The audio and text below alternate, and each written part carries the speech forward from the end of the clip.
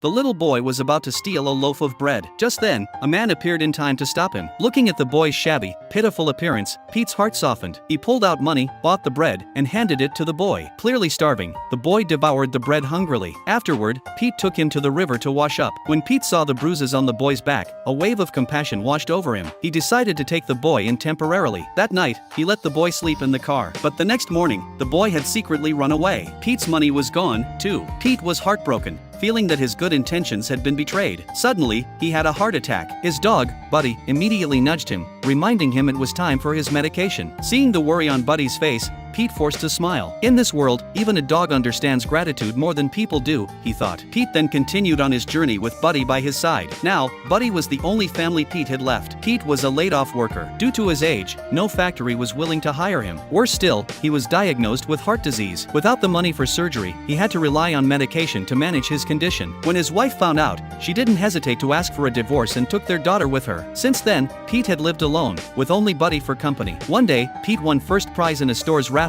a family spa trip. But this prize was useless to Pete now. Looking at Buddy beside him, he made a quiet decision. He would take Buddy with him and complete his final journey in life. So, Pete packed up all the valuables from home and set off. But on the very first day, a young boy tricked him and took all of Pete's money. With no other choice, Pete went to a recycling station, hoping to exchange some items for money. But the owner refused to take the worthless things Pete had brought. Disappointed, Pete returned to the car, only to find Buddy staring at him with a pained expression. Alarmed, Pete rushed Buddy to the hospital. After treatment, Buddy was no longer in danger. Pete's anxious heart began to calm, but the doctor handed him a huge bill. In desperation, Pete turned to the recycling station owner again, pleading for help. The owner, moved by Pete's despair, finally agreed to take his items. After paying for Buddy's treatment, the remaining money was just enough to cover their living expenses. After bidding the owner goodbye, Pete and Buddy continued their journey. Winter soon arrived, and by then, Pete had spent all his savings. Hunger and cold only worsened his heart condition. Understanding and loyal, Buddy would go to the nearby town every day to search for food. He rummaged through the trash bins and finally found some leftover food. But instead of eating it himself, Buddy brought it back to Pete. Seeing his selfless dog,